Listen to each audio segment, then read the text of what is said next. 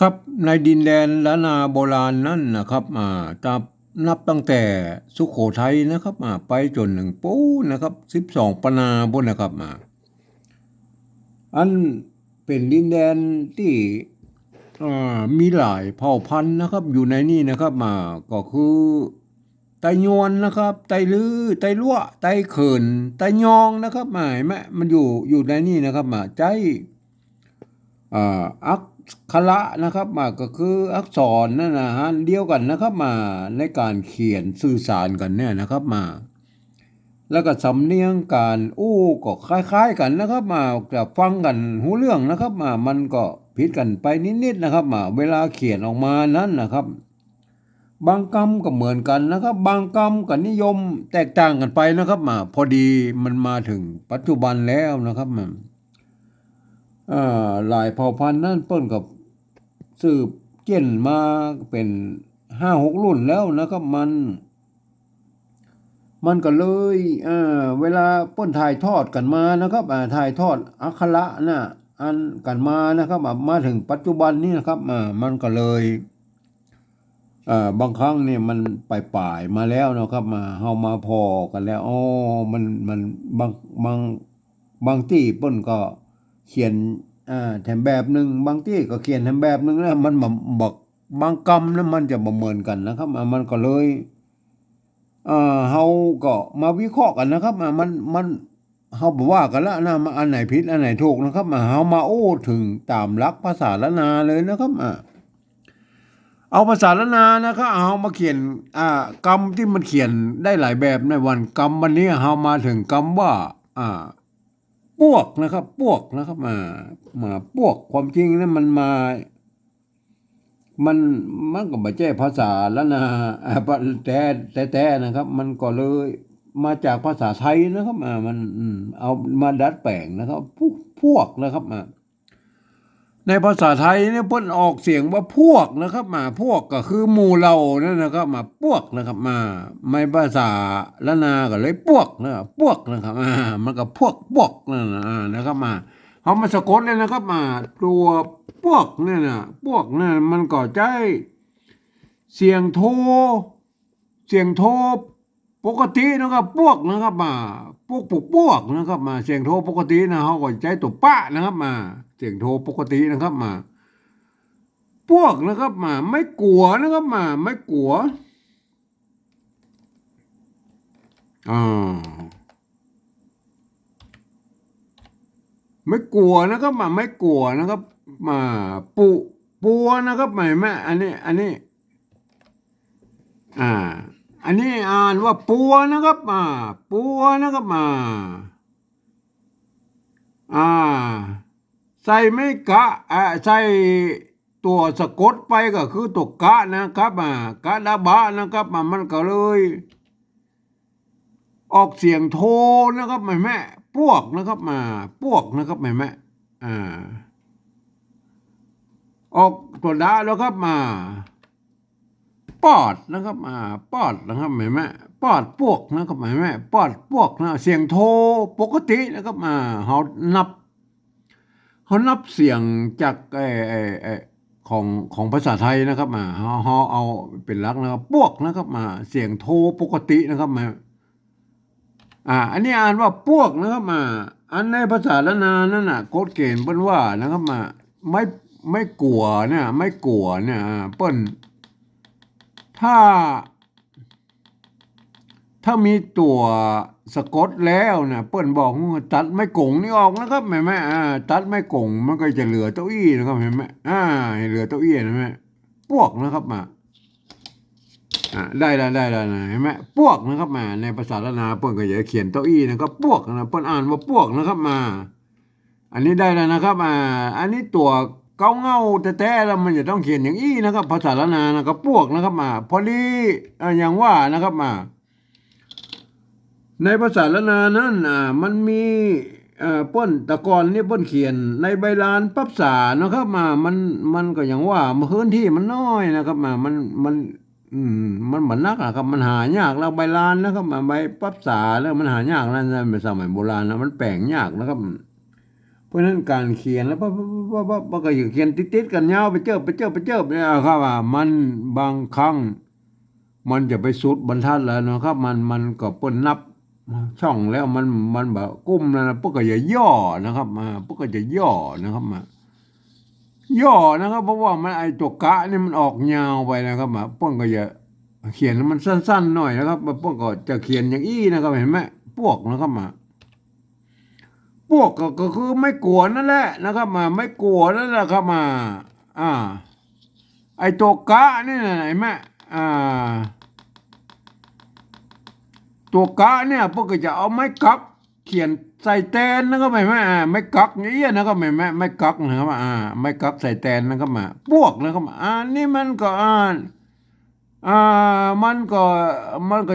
จะยุ่งหน่อยนะครับว่ามันก็คล้ายๆแบบมันดูมันจะกระไรไปนะเพราะไอ้ใส่ตัวกะไปอย่างเงี้ยมันเป็นไม้กะปูญาตนะครับเห็นไหมอย่างเงี้ยพวกนะครับเห็นไหมเหมือนกับดอกนะเหมือนกันแบบเดียวกันนะครับถ้าเฮามาใส่ไม้กะอย่างงี้มันก็อ่านได้เหมือนกันอ่านพวกนะครับก็คือตัวไม้สั้นเนี่ยมันแทนตัวกะนะครับใส่อันไม่กะไปหน่อยนะมันอ่านว่าพวกมันจะพวกนะครับมันจะอ่านเสียงสั้นไปหน่อยนะครับมันก็อันนี้มันเป็นลักษณะของไม้กะปูญาตนะครับป้นห้องกันในสมัยโบราณนะกะปูญาตนะครับมันที่ตัวพิเศษไอ้3 กำเนี่ยมันมีหลายตัวนะครับก็คือยังไม่เก่าหอนึ่งนะครับไม่เก่าจู้จี้อย่างเงี้ยนะมันเปิ้นก็เขียนกันเลยย่อนะครับเปิ้นย่อนะครับย่อคือมันสั้นลงนะครับเห็นไหมพวกนะครับเห็นไหมได้เขียนได้2 แบบนะครับถ้าจะเขียนอย่างนี้ก็ได้นะกับพวกนะครับมันอย่างนี้กับพวกนะครับท่านเขียนได้2 แบบนะครับอันเฮาเขาจะไปขยายความให้คนอื่นฟังเนี่ยภาษาละนามันยากตรงนี้นะครับเขาไปขยายความให้คนอื่นเนี่ยมันฟังเนี่ยเขาจะต้องเอาภาษาไทยมาเขียนนะใช่ไหมป้นห้องว่าปริวัตินะครับไผกระจ้างแล้วเอาภาษาไทยมาเขียนกับเมืองเนี่ยมันปริวัติกันทั้งนั้นนะครับมันบัดใจภาษาเมืองนะภาษาเมืองมันคือตัวนี้นะเนี่ยตัวกะข้างหน้าเนี่ยนี่ตัวเมืองเนี่ยตัวละนานะครับอันภาษาไทยเนี่ยมาเขียนนะมาเทียบนะครับมันเป็นภาษาที่ใกล้เคียงกับภาษาละนานะครับมันเกิดมาจากที่เดียวกันนั่นนะครับมันใกล้เคียงกันนะเพียงแต่ว่าภาษาไทยนั่นเปิ้นบ่มีเสียงโทพิเศษนะครับโทเมืองเนี่ยต้านนะครับมีต้านนอกนั้นเปิ้นเขียนได้หมดนะครับในภาษาละนานะครับทีนี้เฮามาเทียบนะครับเฮามาถึงการปริวัตินะครับผมเองได้ใจหลักการนะครับของข้อตกลงปลายปี28ของสภาวัฒนธรรมมหาวิทยาลัยเชียงใหม่นะครับเปิ้นตกลงกันไว้นะครับไว้ว่านะครับการปริวัติภาษาละนานั่นน่ะโดยการเอาภาษาไทยมาเขียนนะมีอยู่3 ระดับนะครับก็คือระดับที่1เปิ้นจะเอาไว้เขียนเอกสารสำคัญลักษณ์ศิลาจารึกนะครับเปิ้นจะแกะออกมานะครับเปิ้นจะถอดออกมากุดตั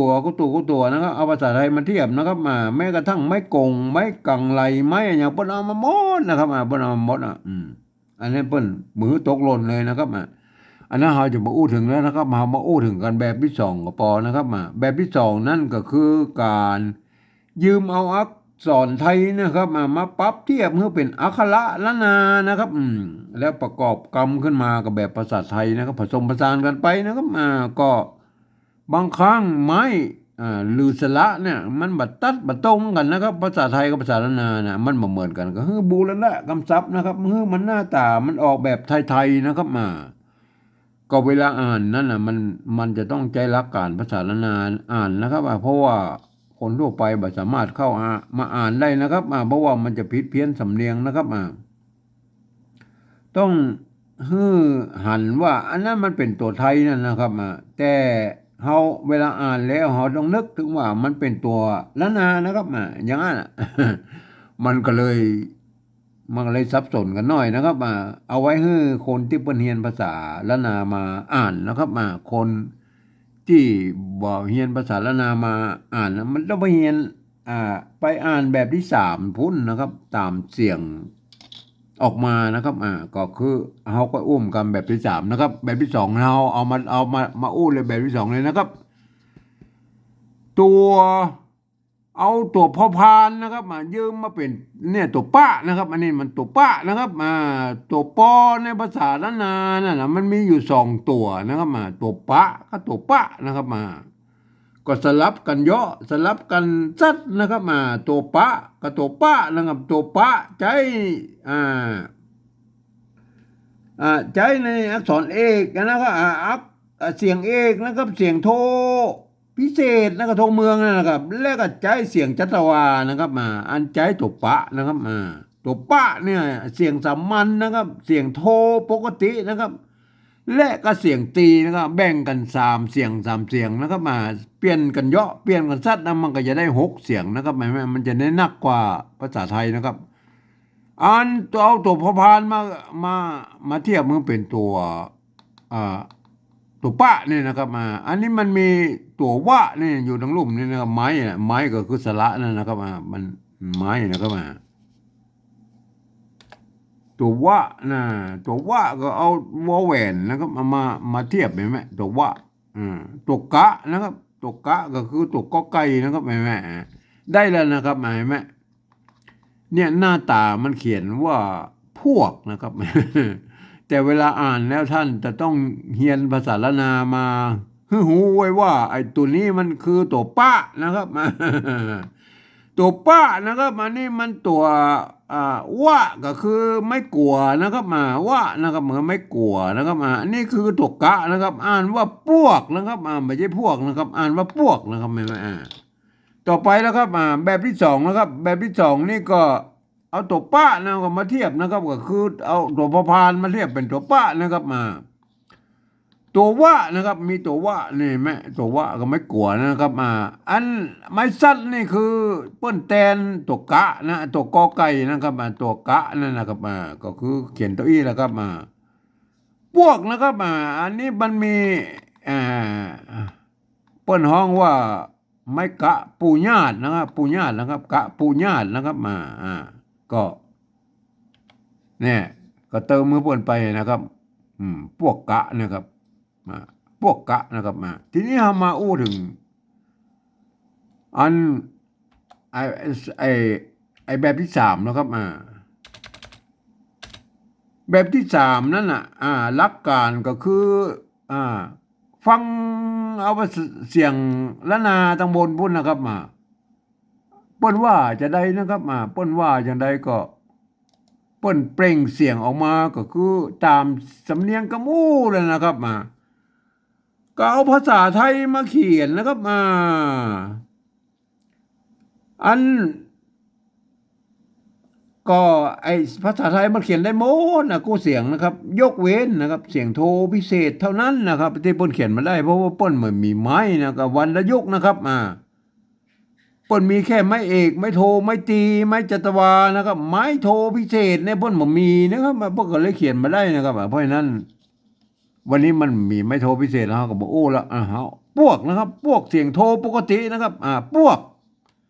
ต้องใจปปาเขียนนะครับ